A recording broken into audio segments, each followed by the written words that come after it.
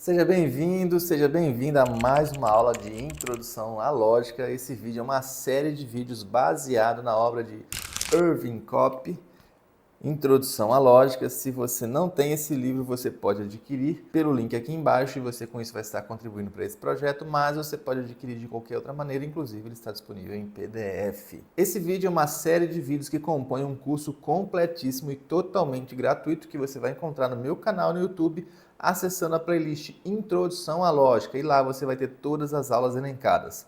Ou você pode também acessar o link aqui embaixo e entrar na minha área de membros. Basta cadastrar e acessar a área dos pensadores. Lá você vai ter também essa aula completíssima, gratuita, só que a diferença é que lá eu consigo agrupar as aulas por módulos. Então, algumas vezes, um capítulo bem à frente do livro pode ser linkado com um capítulo anterior. Então eu posso juntar isso e colocar especificamente no único módulo. Então eu espero que você entre na área dos pensadores. E lá também você pode adquirir cursos que eu produzo. Bem, como toda aula eu tenho feito, vamos ver agora onde nós estamos neste curso. Já vimos sobre o livro Introdução à Lógica de Irving Cobb, tradução de Álvaro Cabral. Sabemos que o livro é dividido em 3 partes e finalmente nós finalizamos a parte que trata da linguagem. Agora nós estamos entrando em uma nova etapa do nosso estudo, que é a parte que fala de dedução. É a segunda parte,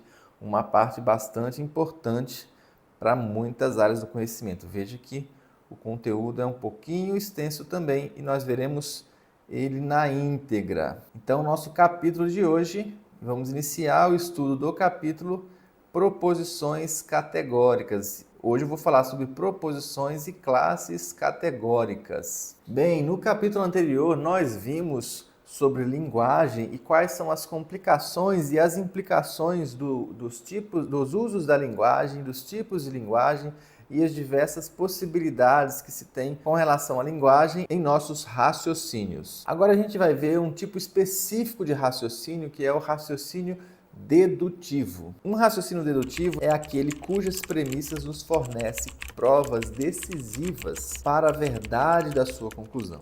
E nesse sentido, um argumento dedutivo ele pode ser válido ou inválido. Lembra, nas aulas anteriores tivemos um capítulo que fala sobre verdade e validade. Nós atribuímos verdade ou falsidade a proposições. Uma proposição pode ser verdadeira ou pode ser falsa. E nós atribuímos validade ou invalidade para um argumento, que é um conjunto de proposições. O argumento especificamente que vamos estudar aqui no capítulo de dedução é um argumento dedutivo. E ele pode ser válido ou inválido. E quando é que um argumento dedutivo é válido? Um argumento dedutivo é válido na impossibilidade de suas premissas serem verdadeiras, sem que também seja verdadeira a sua conclusão. E aqui nós temos que entender 2 aspectos dessa definição. O primeiro aspecto é com relação à estrutura. Um argumento dedutivo válido significa que há uma estrutura que faz com que esse argumento especificamente, que nós vamos ver ainda em breve, mas a estrutura do argumento garante a verdade da conclusão. Isso se as premissas forem verdadeiras. O outro aspecto é na impossibilidade de que as premissas sejam verdadeiras sem que a conclusão também o seja. Ou seja, aqui existe uma relação entre premissa e conclusão. Num argumento válido, se as premissas são verdadeiras, a conclusão também tem que ser verdadeira. Não pode existir o caso de as premissas serem verdadeiras e a conclusão falsa. Se isso ocorrer, nós não temos um argumento dedutivo válido. Dito isso, é preciso diferenciar também que um raciocínio que não seja dedutivo válido não necessariamente é uma falácia. Nós vimos no capítulo 3, nas falácias não formais, que a falácia não formal ela pode ter 2 tipos. O primeiro tipo é quando você tem que as premissas não têm relação alguma com a conclusão, são chamadas falácias de relevância.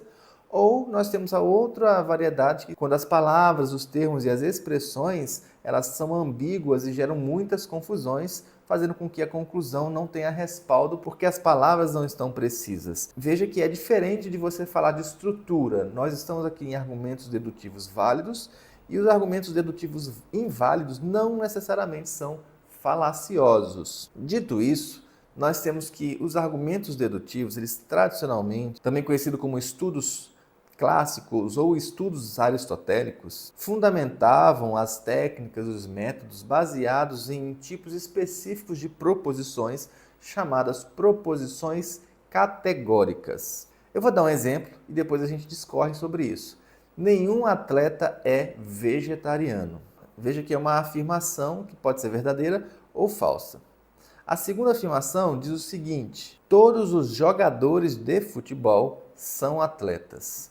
Ora, se todos os jogadores de futebol são atletas e nenhum atleta é vegetariano, portanto, o que eu posso concluir disso? Logo, nenhum jogador de futebol é vegetariano. Nós temos aqui um argumento onde as premissas e a conclusão são chamadas de proposições categóricas. Agora veja o seguinte, o primeiro ponto que deve ser levado em consideração aqui. Todas essas proposições categóricas, elas podem ser ou verdadeiras ou falsas, ou seja, são asserções, afirmações que podem ser verdadeiras ou falsas a respeito de algo.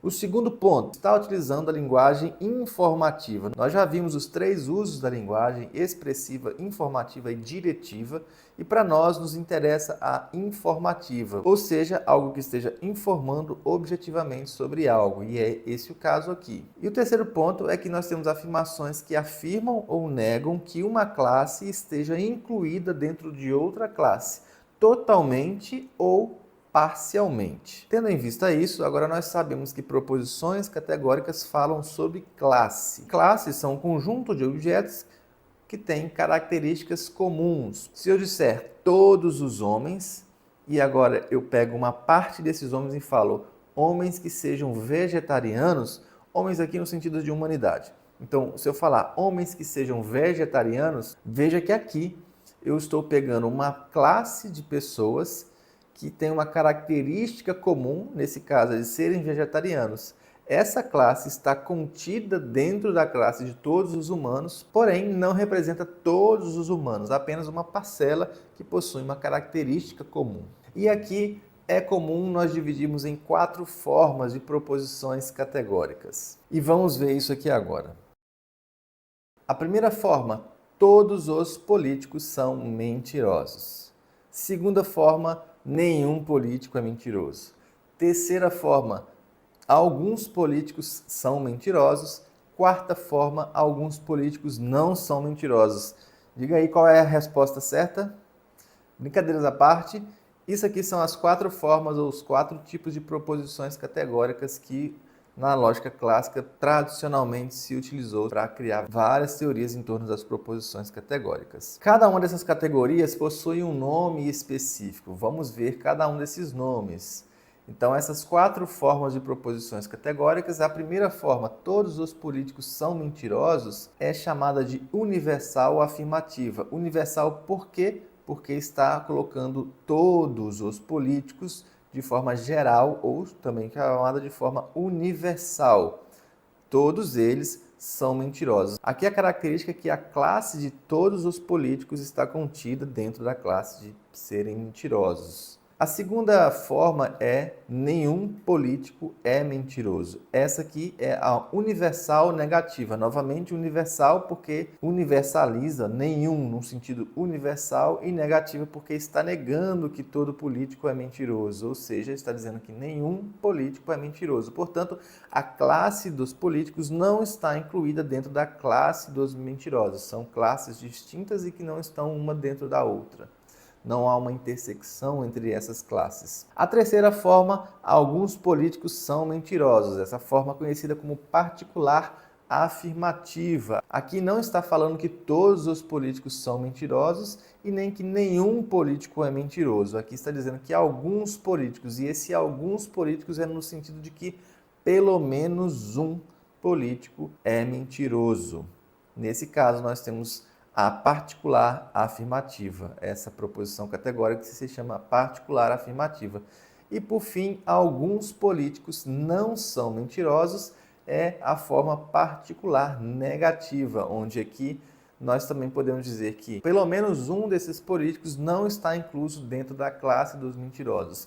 Novamente, não está falando que todos os políticos não são mentirosos e também não está falando que nenhum político não é mentiroso. Está falando apenas que pelo menos um desses políticos não está incluído na classe dos mentirosos.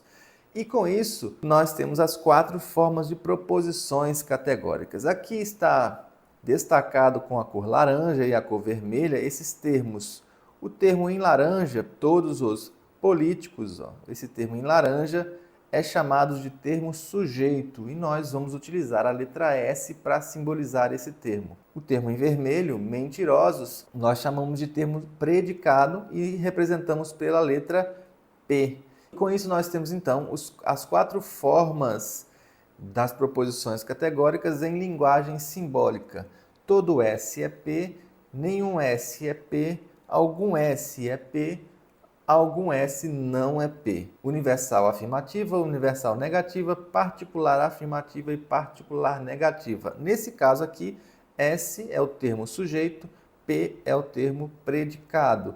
Esse S e esse P pode ser qualquer classe. Eu posso colocar aqui todo S como sendo atleta, então todo atleta é, e o P eu posso colocar vegetariano, então todo atleta é vegetariano. E assim eu posso fazer com todas as outras demais proposições categóricas, universal negativa, particular positiva e particular negativa. Temos um detalhe aqui que não necessariamente nós teremos algo tão fácil assim como visto aqui anteriormente, Todos os políticos são mentirosos. Algumas vezes vamos ter proposições que são categóricas, mas o termo sujeito e o termo predicado pode não vir com essa nomenclatura, com essa facilidade toda de ser uma classe dentro de uma palavra só. Por exemplo, nós temos aqui todos os candidatos ao cargo são homens de honra e integridade. Veja que aqui ficou um pouquinho mais complexo porque o termo sujeito, no caso o S, não é mais políticos, mas é os candidatos ao cargo. E o termo predicado é homens de honra e integridade. Também é um pouquinho mais complexo do que apenas a palavra mentiroso. E com isso nós finalizamos a primeira parte de dedução, onde nós vimos as proposições categóricas. Então vamos para a próxima aula.